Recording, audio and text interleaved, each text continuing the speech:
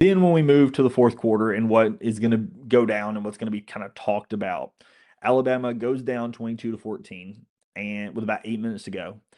And Alabama puts together a drive, and Ryan Grubb had some really, really good play calls. And Alabama puts together a drive that puts them, and they win, they score on a really, really good.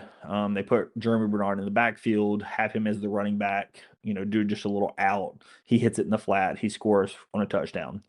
Then you have a bit of a trick play. The setup was more of a trick play, but itself, it didn't seem like much of a trick play on the 2 point conversion.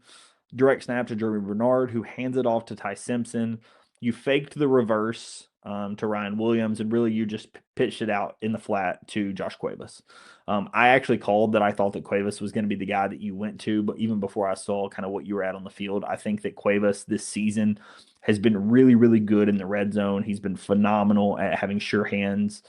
He's also just a bigger body. And, when you think about stuff like that, he's usually your tight ends are going to have a linebacker or a safety on them, and that you prefer that over having a corner. In my mind, on a 2 point conversion play, so I actually called it out in the bar we were watching at. I thought that Cuevas was going to be the guy who we went to, and indeed he was, right. But Alabama gets that, and Alabama kicks off to South Carolina. And South Carolina starts marching down the field, and it looks like South Carolina is trying to set up what will be a game-winning field goal because it's 22-22. And the best play of the day and the kind of the game-changing play was made by Deontay Lawson and Tim Keenan, I guess, as kind of a combination. Deontay Lawson and Tim Keenan go to stop Lenore Sellers, and as they're getting him to the ground, Deontay Lawson rips at the ball and gets it out. And just so happens Tim Keenan's kind of laying on it automatically. So he recovers the ball, and Alabama gets the ball on the South Carolina side of the field. That sets up the game-winning run that we talked about just a little bit ago with Jeremy Bernard. Jeremy Bernard continues to be that gadget guy on our offense that can kind of do anything.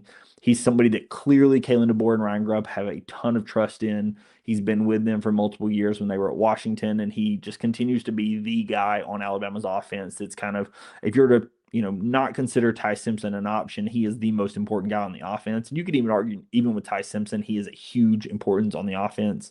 Kind of a lot of the plays run through him. And I thought that he has been very, very important to our success this entire season. And to a degree, we kind of go as he does. And thankfully, he is super sure-handed and has been very, very good this season.